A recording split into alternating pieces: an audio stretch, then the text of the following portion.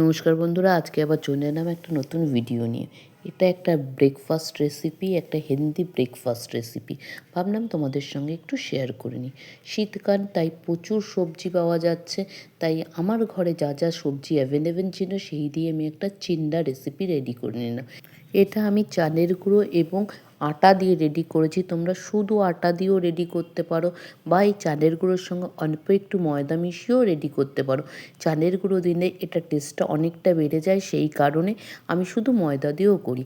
এবং ঘরে যা যা সবজি ছিল, যেমন ক্যাপসিকাম, গাজর, তারপরে বাঁধাকপি, স্পিনাচ, ফুলকপি সবই আমি গ্রেট করে নিয়ে এর মধ্যে কাঁচা লঙ্কা কুচি সব অল্প অল্প করে জল দেবো আর এরকমভাবে মিশিয়ে মিশিয়ে এটাকে তৈরি করে নেব।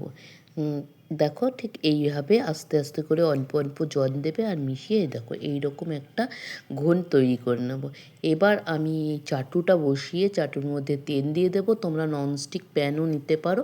এবার অল্প অল্প করে এর মধ্যে দেবো, 2 চামচ 3 চামচ করে দিয়ে আস্তে আস্তে করে রুটির আকারে বা চিন্ডার আকারে এটাকে দিয়ে ছড়িয়ে দেব। ছড়িয়ে দিয়ে একটু ওয়েট করব একটা পিঠ রেডি হওয়ার জন্য। একটা পিঠ যেই রেডি হয়ে যাবে তখন আস্তে করে উল্টে দেব এবং ওই পিঠটাকেও আমি ভালো করে ভেজে নেব। এবং সামান্য আমি তেল দিয়েছি 1 টিস্পুন মতো। তোমরা চাইলে আর একটু বেশি দিতে পারো, বাট যত কম তেল খাওয়া যায় ততটাই হেলদি। এই দেখো কি সুন্দর হেলদি ব্রেকফাস্ট রেডি হয়ে গেল। তোমরা এটা ব্রেকফাস্ট, লাঞ্চ, ডিনারে খেতে পারো। বাই।